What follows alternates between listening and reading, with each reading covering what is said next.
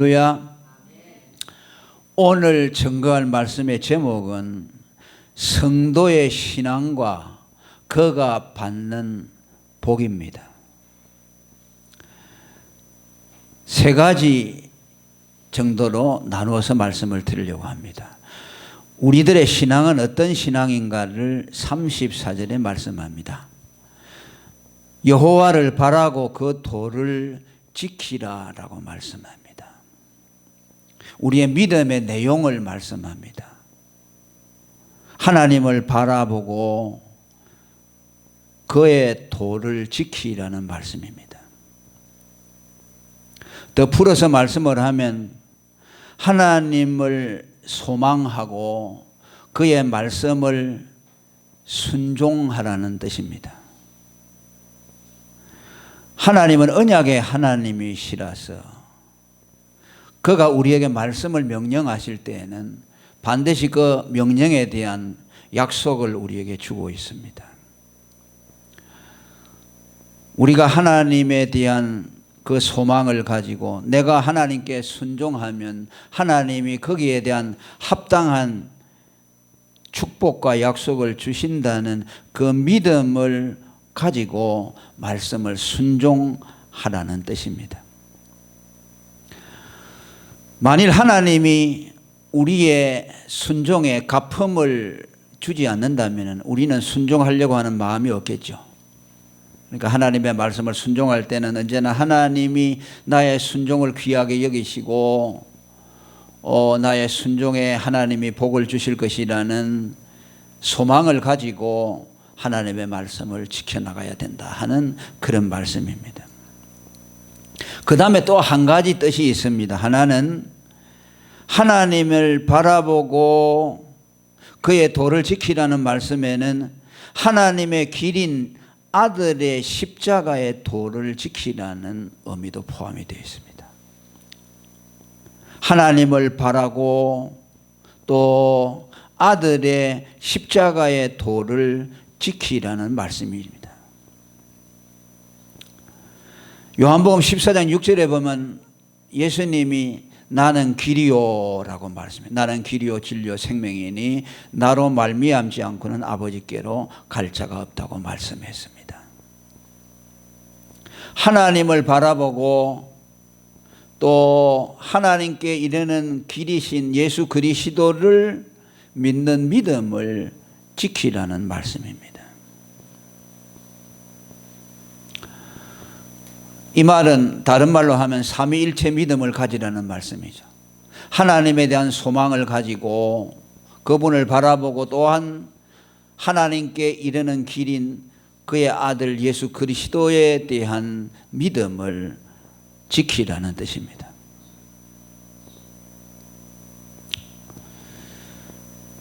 예수님을 믿는 신앙은 믿음의 도라고 하죠.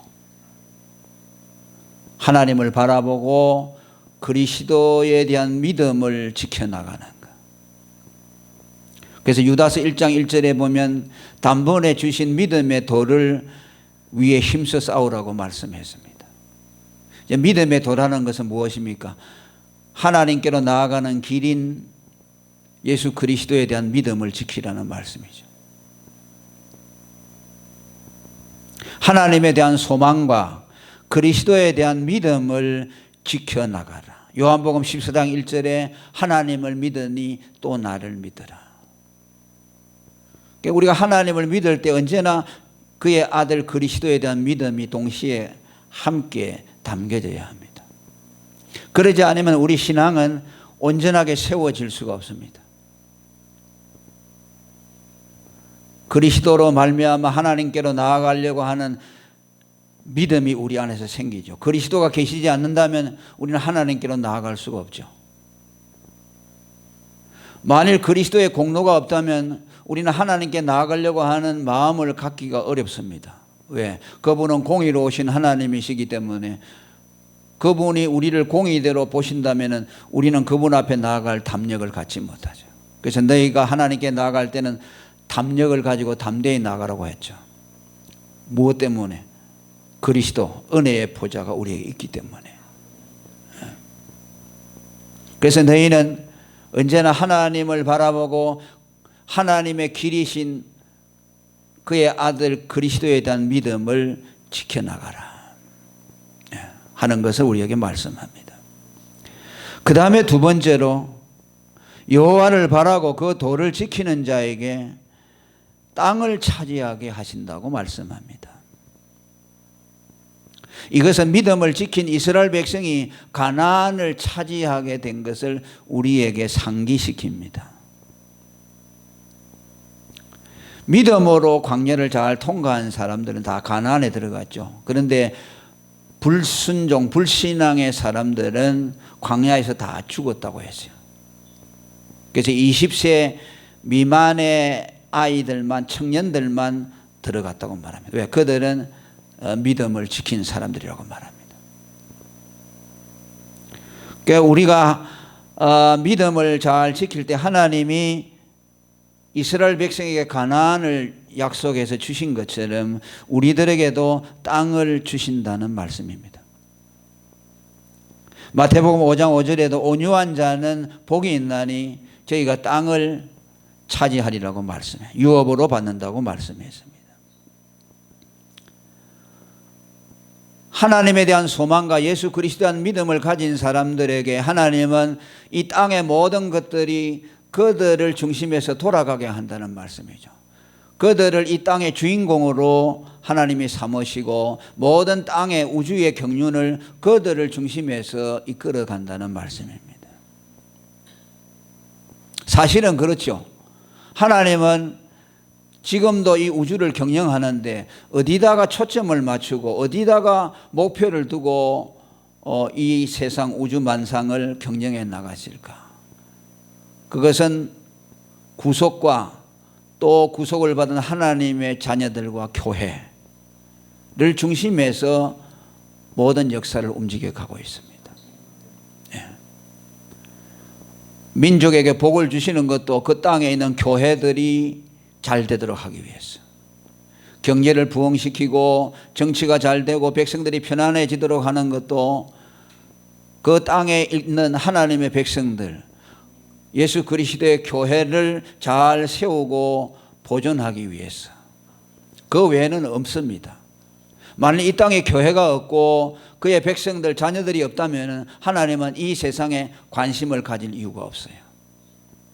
그래서 구속의 복음이 땅끝까지 전거되고 택하기로 구원받기로 택정 받은 사람들의 수가 다 차게 되면 그때 이제 역사의 종말을 고하게 되고 그리스도는 이 땅에 재림하신다고 말씀하셨습니다. 그래서 고린도전서 3장 21절에 만물이 다 너희 것임이라고 말씀했죠. 바울은 지금 감옥에서 아무것도 없는 가운데 있습니다. 빈털털입니다. 그런데 만물이 자기를 위해서 있다고 말하고 있고 또 이 세상에 있는 하나님의 백성들을 위해서 만물이 존재한다고 말합니다. 우리가 동의하기 어렵죠. 우리가 뭐 만물을 다 소유하고 있는 것도 아니죠. 어떤 때는 돈이 없어서 필요한 만큼 갖지 못해서 안달을 할 때도 있습니다.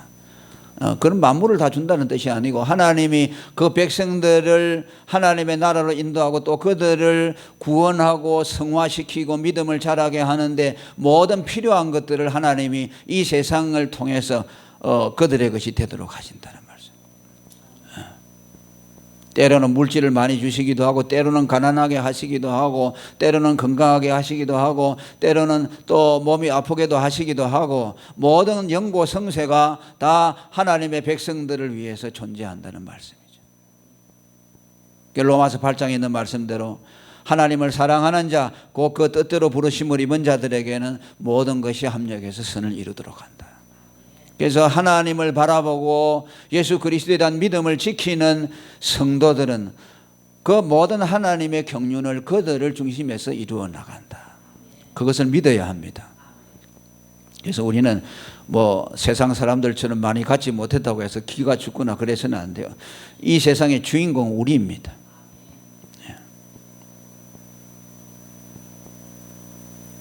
그리고 이것은 비단 이 세상의 것만 말씀하는 것이 아니고 땅이라는 것은 언제나 하나님 나라를 상징하고 있습니다. 이스라엘 백성이 약속받은 가나안 땅은 사실은 천국이죠. 그들이 애굽의 유월절을 통과하고 애굽에서 해방되어서 그 다음에 광야를 통과하고 가나안에 들어간 것은 그들이 장차 천국에 들어갈 것을 말씀합니다. 우리가 어린 양의 피로 구원을 받아서 또 맥추절 성령 강림을 받아 우리가 여물어지고 구원받은 우리들이 더 알차지고 성화되어서 그 다음에 추수감사절에 창고에 드리는 것은 하나님의 나라로 우리를 드리는 것을 말씀합니다. 가나안은 사실은 천국을 상징한다고 말합니다. 하나님을 바라보고 그리스도의 믿음을 지킨 자들에게 하나님은 그의 나라를 약속해 주고 있다는 말씀이죠. 야고보 2장 5절에 가난한 자를 택하사 믿음에 부유하게 하시고 또 자기를 사랑하는 자들에게 약속하신 나라를 유업으로 받게 했다고 말합니다. 주는 그리스도시요 살아계신 하나님의 아들이라고 고백한 베드로에게 천국 열쇠를 준다고 했죠. 그 뭐야? 예수를 주로 믿는 믿음, 그를 그리스도 하나님의 아들로 믿는 베드로에게 천국에 들어갈 수 있는 자격을 주었다고 말씀했죠. 어떻게 보면 우리의 궁극적인 하나님의 축복은 하나님 나라라고 할 수 있어요. 이 세상에서 우리가 가지는 그것이 문제가 아니라 우리에게는 더 좋은 하나님, 우리의 본향이 있다고 말씀하셨어요. 아브라함은 자기 고향으로 돌아가려면 돌아갈 수 있는 기회가 얼마나든지 있었지만은 보다 더 좋은 고향인 하나님 나라를 바라보았기 때문에 그는 하나님의 약속의 말씀을 쫓아서 나아갔다고 그렇게 말씀합니다. 그리고 여호와를 바라고 그 도를 지키는 자들은 악인의 멸망을 보게 된다고 말씀합니다. 악인이 끊어질 때에 네가 목도하리로다 라고 말씀합니다. 믿음을 지키는 하나님의 백성들은 악인이 멸망하게 되는 것을 보게 된다는 말씀입니다. 왜 그렇게 할까요? 그것을 통해서 하나님은 하나님 자녀들이 하나님의 얼마나 사랑과 복을 받고 있는가를 보여주시고 또 하나님은 공의롭게 반드시 악인들을 심판하신다는 것을 보여주는 거죠. 35절에 뭐라고 합니까? 내가 악인의 큰 세력을 본즉 그 본토에서 선 푸른 나무의 무성함 같으나 사람이 지날 때에 저가 없어졌으니 내가 찾아도 발견치 못하였다. 급속한 멸망을 가지고 왔다. 푸른 나무의 무성함 같이 아주 청청했는데 갑자기 없어졌다는 말씀이에요. 사람이 지나가니까 어제 이게 풀이 무성했는데 오늘 보니까 다 없어져 버렸어요. 찾아도 발견치 못하겠다. 흔적도 없이 사라졌다는 말이죠. 누가? 악인들의 종말이 그렇게 된다는 말씀이죠. 성경에 나오는 우리는 그 사람들을 통해서 알 수 있죠. 애굽을 지배하던 바로 왕은 10가지 재앙을 만나고 마지막에 이스라엘 백성들을 쫓아서 홍해까지 따라오다가 물속에 수장되었죠. 그 전에 바로의 장자도 죽고 마지막에는 그 자신도 말을 타고 홍해에 수장되었습니다. 천하를 호령하던 왕이 그렇게 비참하게 종말을 맞았습니다. 또 이스라엘의 초대왕 사울왕도 마찬가지죠. 하나님의 기름 부음을 받아서 이스라엘의 초대왕이 되었지만 그는 마지막에 적군에게 공격을 당해서 상처를 입어 죽게 됐을 때 빨리 고통을 없애기 위해서 자살을 했죠. 느부갓네살 왕은 바벨론을 통치하던 대제국의 왕이었습니다. 그러나 그는 나중에 미쳐서 하나님을 대적하다가 정신이 돌아서 광야에 가서 미친 사람처럼 독수리 흉내를 내며 그렇게 비참한 종말을 맞이했습니다. 우리가 알고 있는 히틀러는 마지막에 권총으로 자기 머리에 권총으로 쏴서 자살을 했습니다.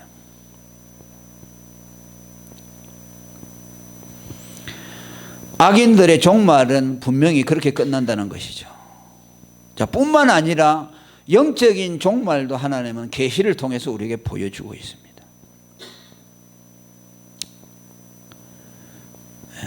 어떻게 보면 더 비참한 것이 영적인 것 아니겠습니까? 뭐 이 세상에서 죽고 뭐 어떻게 하는 것은 뭐 누구나 사람은 다 한 번 죽는 것이니까 별로 대단할 수가 없어요.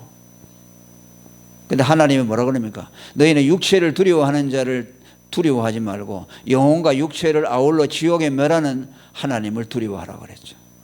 육체의 생명이 죽는 것은 아무것도 아니라는 말이죠.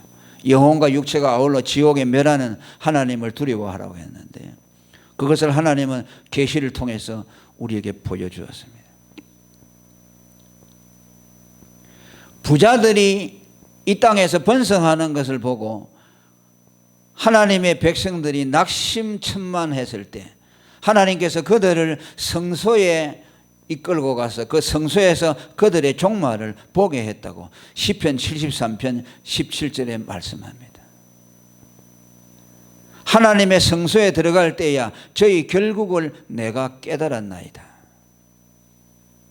그래서 영적인 깨달음이겠죠. 그들은 현실적으로는 아직 종말이 오지 않았죠. 그런데 하나님이 영안을 열어서 그들이 앞으로 당할 영적인 멸망이 어떤 것인가를 그들에게 보여주었어요. 성소에 들어가서 깨닫게 했다. 그건 뭐 어떤 식으로 하나님이 깨닫게 했는지 모르겠어요. 뭐 환상을 통해서 보여주었는지, 왜냐하면 그때는 계시가 완성되기 전이니까.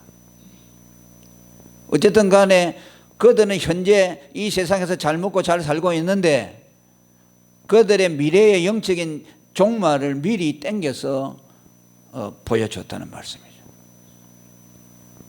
주께서 참으로 저희를 미끄러운 곳에 두시며 파멸에 던지시니 어찌 저희가 그리 졸지에 황폐되었는가 놀람으로 전멸하였나이다. 할렐루야.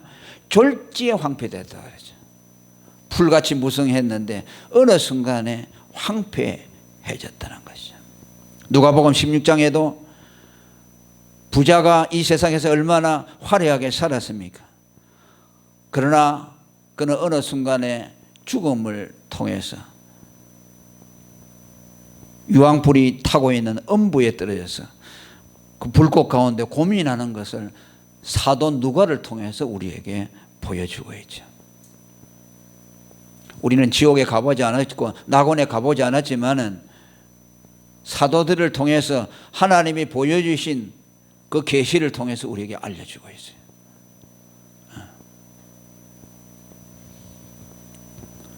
뭐 꼭 우리가 뭐 천국에 갔다 오고 지옥에 갔다 오고 해야만 그 있다고 믿겠습니까? 하나님은 계시를 통해서 아직 가보지 않은 곳을 성경으로 우리에게 미리 알려주시고 본 것처럼 알게 하죠. 그러니까 우리는 그 성경을 읽을 때 그건 우리는 확실하게 믿어지잖아요. 지옥이 이런 곳이구나 확실하게 믿어지고 낙원이 이런 곳이구나 확실하게 믿어지고 예수 믿음으로 내가 낙원에 들어가야 된다는 믿음이 우리 안에 생기는 거죠. 그러면 하나님을 바라보고 예수의 믿음을 지키는 자들에게 하나님께서 악인들의 멸망을 이 세상에서 공의로운 하나님의 심판과 더 나아가서 그들의 영적인 종말을 우리에게 보게 하신다는 말씀이죠. 그러면서 완전한 사람, 정직한 사람에게 베풀어 주시는 하나님의 복을 말씀합니다. 곧 이것은 처음에 말씀한 그대로 하나님을 바라보고 그의 도를 지키는 사람들을 지칭한다고 말이죠. 하나님을 바라보고 그의 도를 지키는 사람이 어떤 사람이냐? 완전한 사람, 정직한 사람이라는 거죠. 37절에 완전한 사람을 살피고 정직한 자를 볼지어다. 바로 앞에는 뭡니까? 악인들의 종말을 보고 그들의 형편을 살폈다면 이제 하나님을 소망하고 그리스도의 믿음을 지키는 완전한 사람과 정직한 사람의 결말을 하나님이 우리에게 보라는 말씀이죠. 여기 완전한 사람과 정직한 사람은 어떤 사람일까요? 그 영어 번역에 보면 흠이 없고 의로운 사람이라고 번역되어 있습니다. 이런 사람은 어떤 사람을 말씀할까요? 믿는 자밖에는 그런 사람이 없죠. 사도 바울이 율법에는 흠이 없다고 자타가 공인했던 사람이죠. 자기도 율법에 흠이 없다고 생각했고, 다른 사람이 볼 때도 저 바울 사도는 율법을 하나도 어기지 않고 완전한 사람이라고 인정해 줬죠. 그런데 그가 예수를 믿고 비로소 믿음으로 의롭다함을 받은 이후에는 그 전에 자기가 가졌던 생각이 잘못됐다는 걸 알았죠. 그 전에 율법 아래 있었을 때는 자기가 전혀 완전하지 않았다는 걸 알았습니다. 믿음의 의의를 갖기 전에는 율법의 의의를 가진 자기가 의롭다고 생각했죠. 완전하다고. 그 율법의 의의에 대한 환상이 깨어져 버렸죠. 예수 그리스도를 믿고 그분이 주시는 완전한 하나님의 의의를 가져본 이후에는 그 전에 자기가 가졌던 율법의 의의라는 것이 얼마나 엉터리였다 하는 것을 알게 되죠.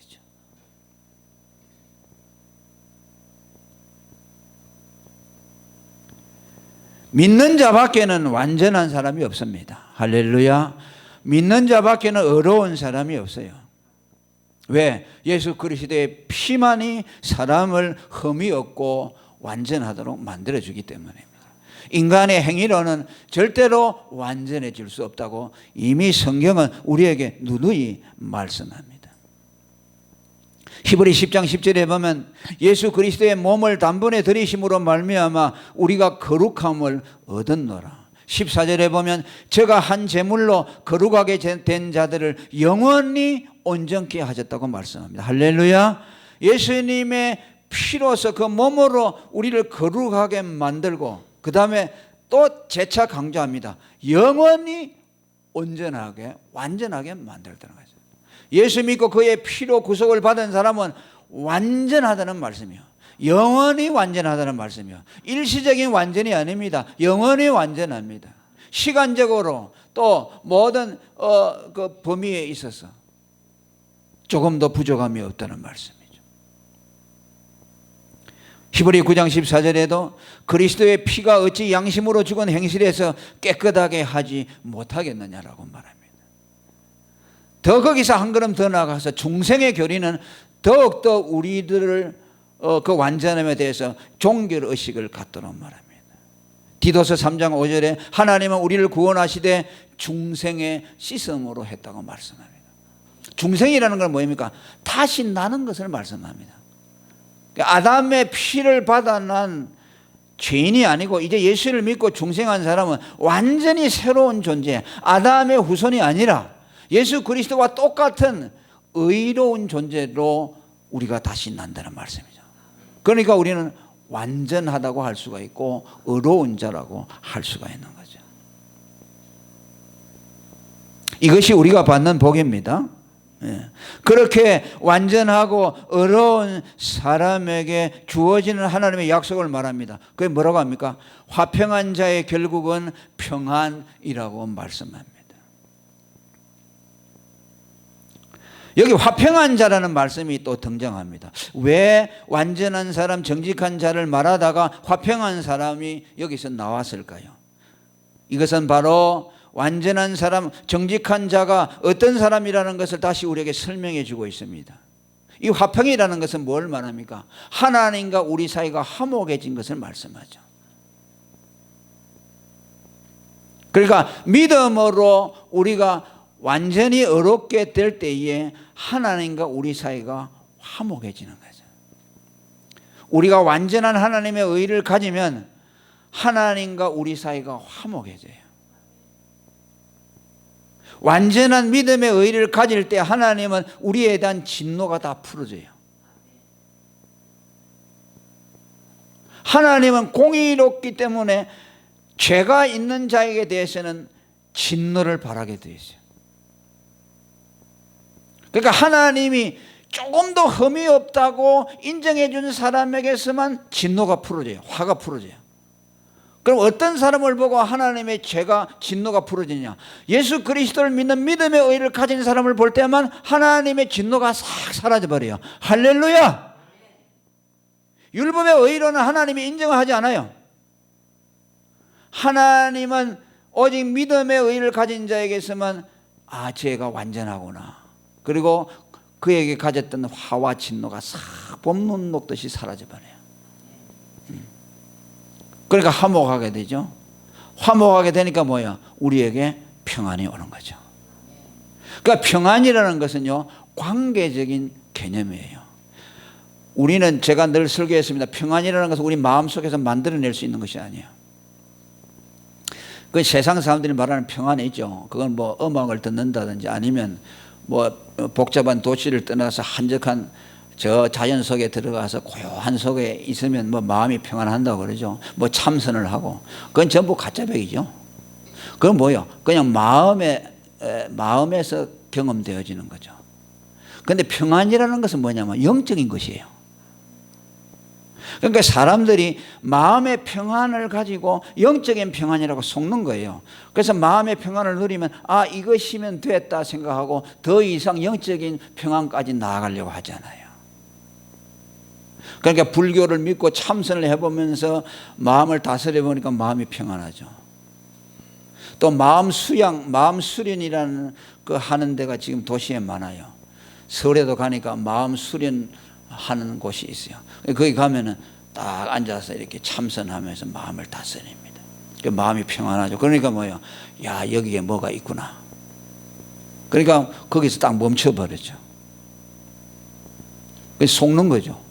그러면 그 사람들은 또 환경이 바꿔지면 그 평안이 깨어지는 거죠. 그런데 하나님이 우리에게 주시는 평안은 뭡니까? 인간이 왜 불안하고 두렵느냐? 죄를 지어서 하나님과 원수되었기 때문에, 하나님이 우리를 향해서 진노하시기 때문에 우리가 불안한 거예요. 그런데 우리가 믿음의 의로서 하나님과 우리 사이가 화목해져 버리잖아요. 그럼 하나님이 우리에게 그분의 얼굴을 비춰주잖아요. 네. 그럼 그 하나님의 얼굴을 볼 때 우리 안에 영혼의 평안이 임하는 거예요. 이거는 마음의 뭐 마인드 컨트롤, 뭐 참선 이런 거 가지고는 경험할 수 없는 거죠. 그건 대단한 것이죠. 그건 영적인 것이죠. 그 평안이 우리에게 임할 때에 우리는 그 평안을 가지고 하나님 나라를 경험하게 되고, 하나님 나라 천국이 이런 곳이구나, 그걸 알게 되고, 또 그 평안을 가지고서 우리는 세상의 괴로움을 이겨나가게 되고 세상을 살아갈 수 있는 힘을 거기서 얻게 되는 거죠. 자, 이것이 뭐예요? 하나님을 바라보고 예수 그리스도에 대한 믿음을 지키는 자들에게, 즉 믿음의 의를 가지고 완전하고 정직한 자들에게 주어지는 하나님의 축복이라는 것을 우리에게 말씀해 줍니다. 오늘 저와 여러분이 이런 복을 받고 살아가고 있다고 할 수 있어요. 우리가 악인이 되지 않는 것에 대해서 하나님께 감사합니다. 그죠? 우리는 이 말씀을 통해서 세상의 악인들을 바라볼 때에 우리는 절대적인 기준을 세워야 합니다. 그들은 결코 영원할 수가 없다. 아침에 왕성하던 그 풀이 오후가 되면 다 말라지듯이 그들의 융성함은 일시적인 것이다. 영원한 것이 못 된다 하는 것을 우리는 보아야 되겠고, 하나님은 우리를 구원해서 영원한 하나님의 평안을 우리에게 주시고, 이 땅에서 때로는 우리가 고난을 당하고 힘든 일들이 있지만은 우리는 하나님의 사랑을 받아서 이 모든 지구 덩어리가 예수 믿는 우리를 중심에서 돌아가고 있다는 것. 하나님이 이 우주의 주인이면 우리는 그 하나님의 아들이라는 사실을 우리는 믿으시기를 바랍니다. 그래서 하나님께 맡기고 하나님이 주시는 평안으로 이 모든 세상의 난관을 통과하시고 승리하는 여러분이 되기를 축원합니다. 통성으로 기도하겠습니다.